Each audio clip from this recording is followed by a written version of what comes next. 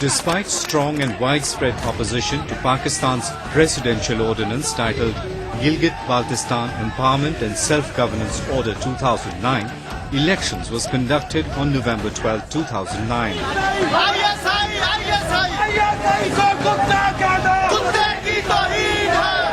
The electoral rolls were cooked up with fictitious names. Ballots were stamped prior to the vote and stuffed into the boxes, demeaning the very purpose of the reforms package.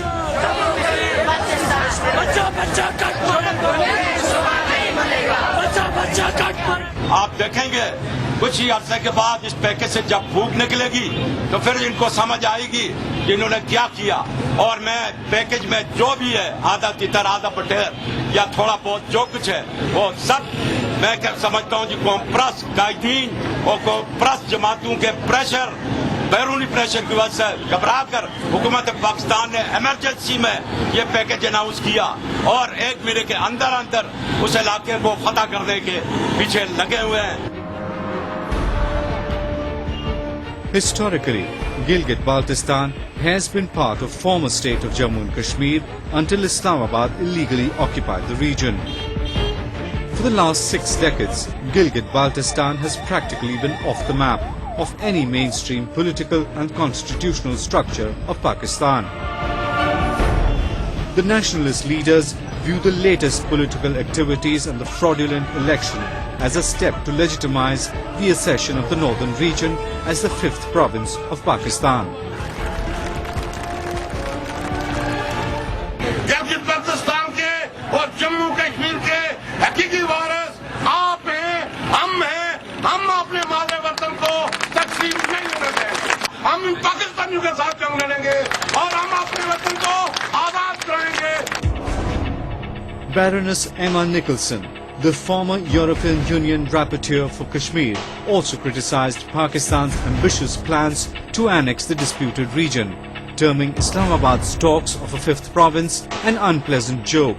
The Baroness said for Gilgit-Baltistan to become a province, there has to be a certain set of rules which includes basic fundamental rights which have for long been denied to the people of the oppressed region.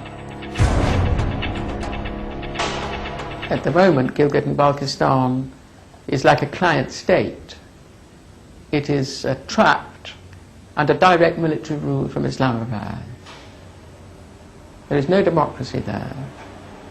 2 or 3 hospitals for 3 million people over a massive territory. Very little public health, no university, not much schooling, no trade, no future, and no fundamental freedoms. To talk about turning that into a 5th province would be a really unpleasant joke.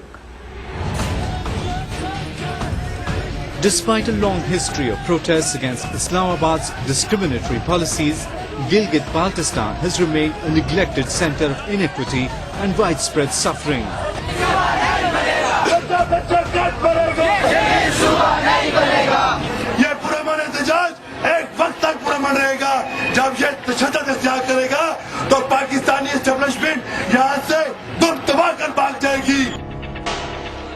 Pakistan has continuously suppressed the people of the region, denied them the most basic constitutional and human rights, blocked access to development and an equitable use even of local natural resources, and repeatedly and brutally suppressed any uprising.